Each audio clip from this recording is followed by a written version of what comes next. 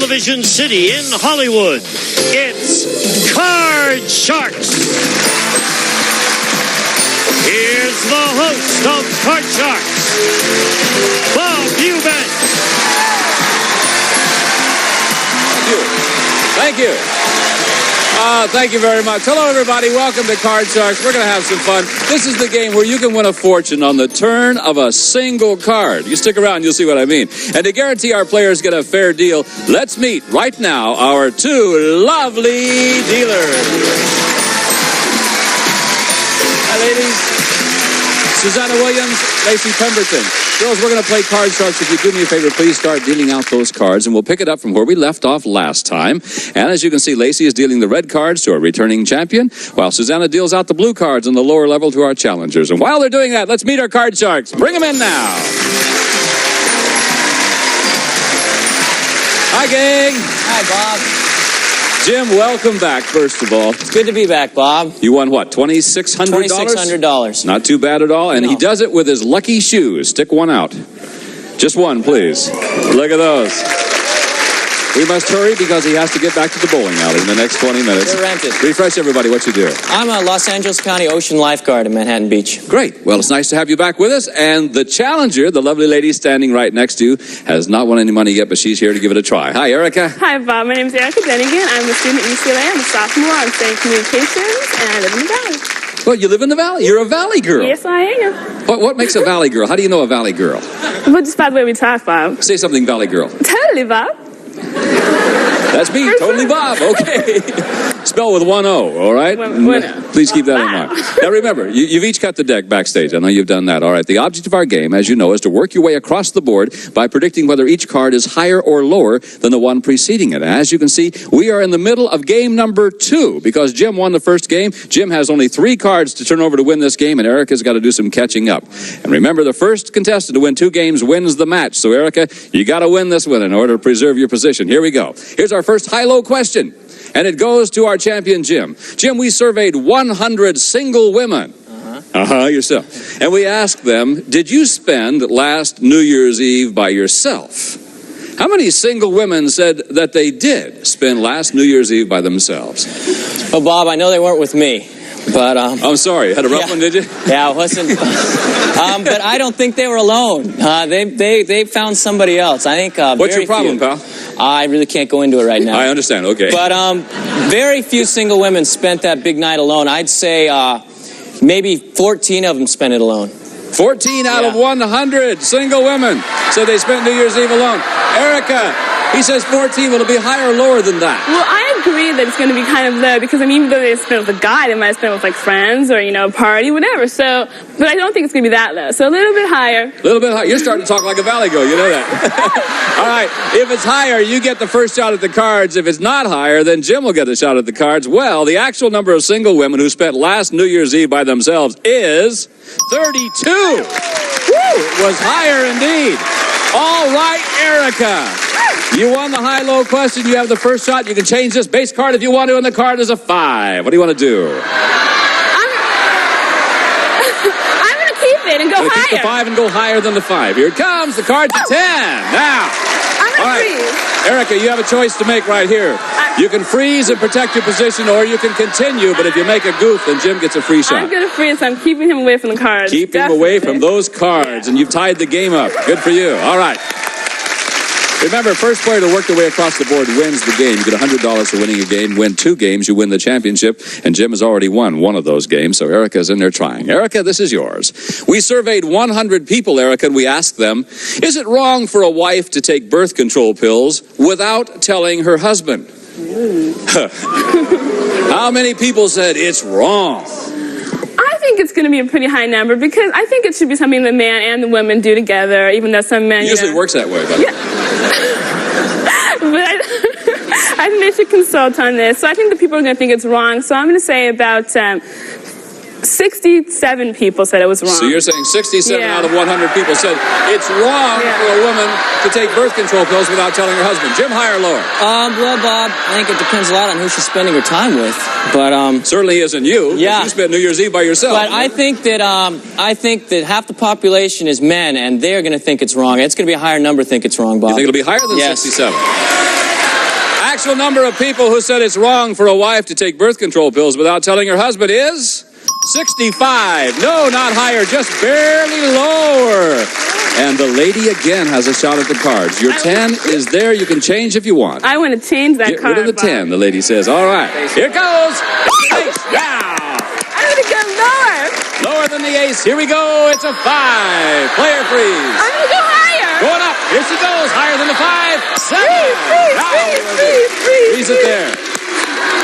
All right. Freeze the 7. Keep your opponent away from the cards. And now, this is going to be our final question in this game. It's sudden death time. Someone must win the game on the next play of the cards, so control is very important. And it goes to you, Jim. Jim, we surveyed 100 Catholic priests. We asked them, do miracles still happen? How many priests said miracles do still happen? Well, Bob, they obviously believe in their work, or they wouldn't be doing it. And a miracle doesn't have to be a really incredible thing to happen. It can be an everyday thing, like me making it here today. And or you wearing those shoes? Or the shoes, sure. I think it's going to be a relatively high number. I think 85 of those priests think. 85. Erica, he says 85 out of 100 priests say miracles still happen. Higher or lower? I agree with this philosophy about, them believing in miracles, but I don't think it's going to be that high because, things have changed since, in those miracle days. So I'm going to say it's a little bit lower. Things have changed since miracle days. Yeah. Okay. I wish I'd have said that. The actual number of priests who said miracles still happen is 98. Not lower, it was higher. Now, Jim, big decision now. Jim, yes, you can change your base card of 9 and play through to the end. But if you make a mistake, Erica wins the game. Or you can pass it on to Erica, and she must play out the last card off of the 7. If she goofs, you win the game. So what do you want to do, play or pass? I'll tell you, Bob, that's a long way to go. I'm going to hope for a little miracle, and I'm going to let Erica give it a shot. You're going to let Erica give it a try. All right, Erica, you got to play it off the 7. Will it be higher or lower? I'm going to say higher. Higher. If it's higher, Erica, you win the game. You tie up the match. If it's lower, Jim is our remaining champion and will play the big money cards. The cards at ace. Yes, it was higher. Woo. You did it, Vic. So we're all tied up. 1 game for Jim, 1 game for Erica, which means we must play a tiebreaker game. And we will do that when we come back with more Card Sharks right after this.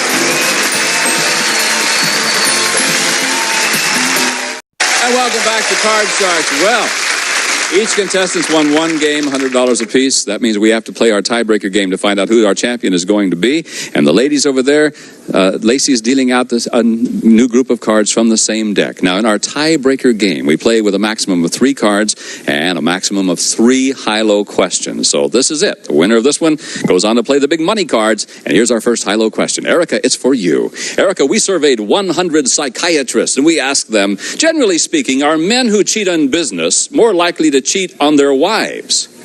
How many psychiatrists said men who cheat in business are more likely to cheat on their wives? What do you think? Personally, I wouldn't think it had anything to do with each other, but maybe, psychiatrists have some kind of thing that, if you cheat on one thing, you'll cheat on another, or like a cheating mentality or whatever. So I think it's going to be pretty high, maybe like 57. Or you say 57 out of 100 psychiatrists say men who cheat in business will cheat on their wives. Jim, will it be higher or lower than 57? Bob, I tell you, you cheat in one thing, you're going to cheat at everything. It's going to be higher. What are you saying that to me for? It's going to be higher, Bob. You think it'll be higher? It's going to be higher. Take it personally. Let's find out. The actual number of psychiatrists who said men who cheat in business are more likely to cheat on their wives is 73. It was higher. All right, it's tiebreaker time. Here we go, Jim. Your base card is a deuce. Give me a big one, Bob. You want a big one? He's going higher or lower? Higher, please. Going higher, higher than the deuce. It's a 9. Now, player freeze. It's lower, Bob. You're going to go on. It's lower. Right. He says he's going to go on. He's going to take the chance. Lower than the 9. The card is a 6. Our champion remains champion. Woo!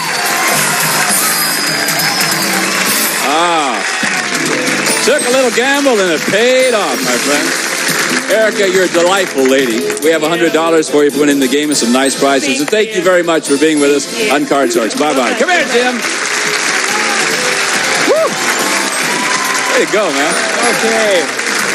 Well, you came in with $2,600. You now have another couple $100, so you're about $2,800 now. A chance now to turn that money into a lot of money, and we're going to play our big money cards. Sounds good. You know how that goes. So if the ladies would come in here right now, we're going to give you a chance to win a fortune on the turn of a single card. And Suzanne and Lacey are going to be dealing out cards from a brand new deck before we went on the air. Now, here's how we play our money cards. We're going to the $200 you won, by the way, is yours to keep no matter what happens. But now we're going to give you new money to bet with. And we'll start you on the bottom line with $200. You must bet your way across the board by calling high and low. When you get to the second line, we'll add $400 of betting money, and you bet your way across the line again. And as you know, minimum bets are $50, except for the final top card, where you must bet at least half of your dollars. Also, you're going to have 3 opportunities to change any card you don't like by selecting one of those 3 spare cards that Susanna is dealing right now. So good luck to you, my friend. Thank you. See if you can make a fortune. Let's start him off with $200. There it is. Okay. Now, you can turn that $200 into as much as $32,000 if the cards work right for you. Let's see if they will. Here we go. Your first card is a 5. You've got $200. What are you going to do? Player change. Bob, I'm going to change that card with number 1, please. He wants to change the 5. The 5 now becomes a 6.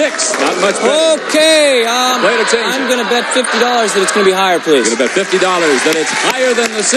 If it turns out to be a 6 in the money cards, a push, no win, no loss, right? Here we go. It's an ace. Okay. Now, $250. I'd like to bet $250 that it's going to be a little lower. Oh, good choice. Yeah. Here we go. It's a 3.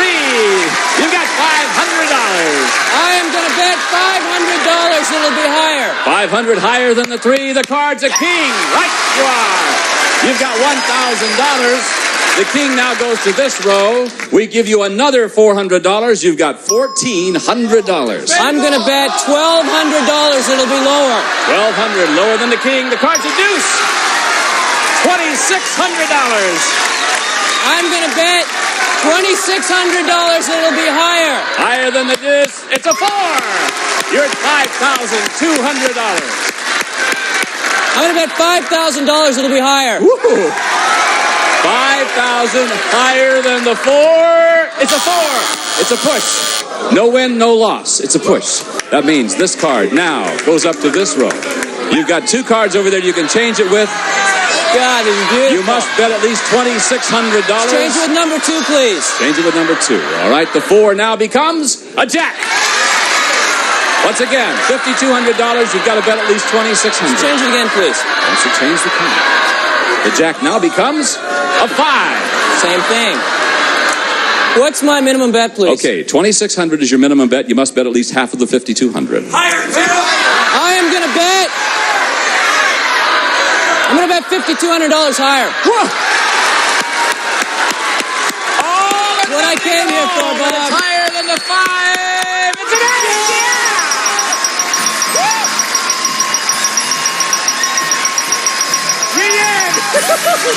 Ooh, $10,400. You make me very nervous, my friend. We'll be back to meet a new challenger right after these words.